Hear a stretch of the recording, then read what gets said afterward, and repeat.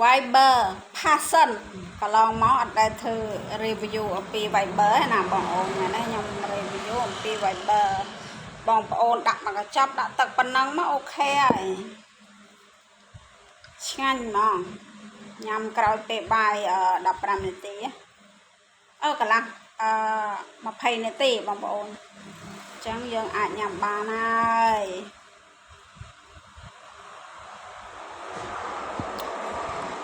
ជូរអែមឆ្ងាញ់រសជាតិ Passion ណាបងប្អូនឆ្ងាញ់បងប្អូនកំងញ៉ាំបានអាហ្នឹងវាជួយសម្រកបានល្អជាមួយកាហ្វេមែនតើបងប្អូនប្រើតែពីរមុខហ្នឹងទៅដឹងតែស្រកហើយតាណាខ្លាញ់អីចឹងតែគាត់ថាមុខហ្នឹងវាអត់សហការជាមួយក្បាលពោះទេបងប្អូនក្បាលពោះស្រកតែមុខនៅដែរតែដូចជាបឿកបឿអីបងប្អូនឃើញអត់ឃើញទេពីមុនវាសាច់ច្រើនអញ្ចឹងណាដល់ពេលហើយ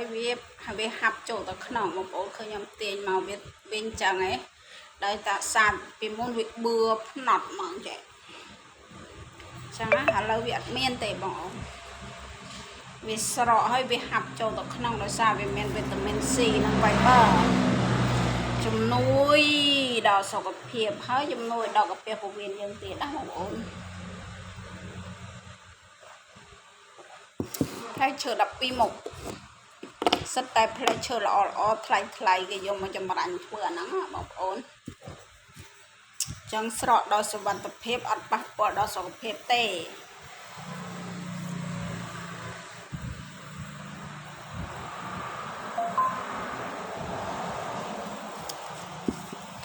បងប្អូនកំងញ៉ាំបានស្រកលឿនណាបងប្អូនញ៉ាំតែកាហ្វេជាមួយអាហ្នឹងទៅអានេះមួយថ្ងៃមកកញ្ចប់កាហ្វេមួយថ្ងៃ2កញ្ចប់តែប៉ុណ្ណឹងអូខេស្រកលឿនហើយបងអូនអស់ត